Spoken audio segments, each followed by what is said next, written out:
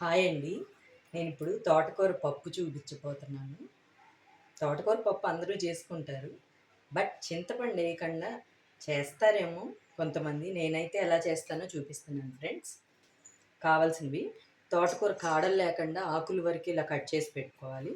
టమోటాలు 3 పెద్దవి, ఆనియన్స్, పచ్చిమిరపకాయలు, ఉల్లిపాయలు, కందిపప్పు కడిగి పెట్టుకున్నాను.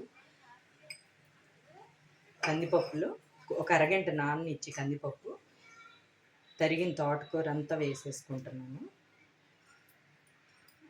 నేను చింతపండు వేయనండి, ఎందుకంటే మంతెన సత్యనారాయణ గారు చెప్పారు కదా చింతపండు ఔషధంలాగా వాడాలని.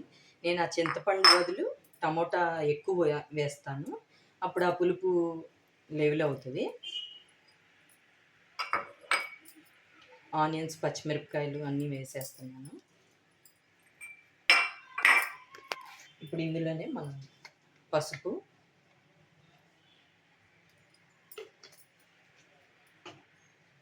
కొద్దిగా కారం,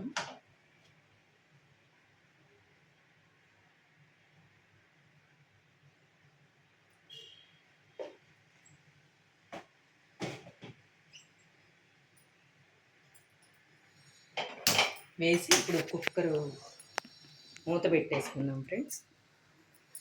పొయ్యి మీద పెట్టేస్తున్నాను.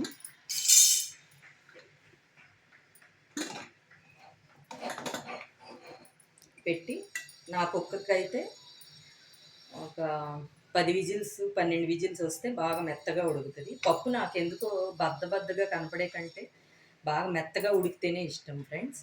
అందుకే నేను ఒక 12 విజిల్స్ దాకా రానిస్తాను. 12 విజిల్స్ వచ్చాక తాలింపు వేసేటప్పుడు చూపిస్తాను.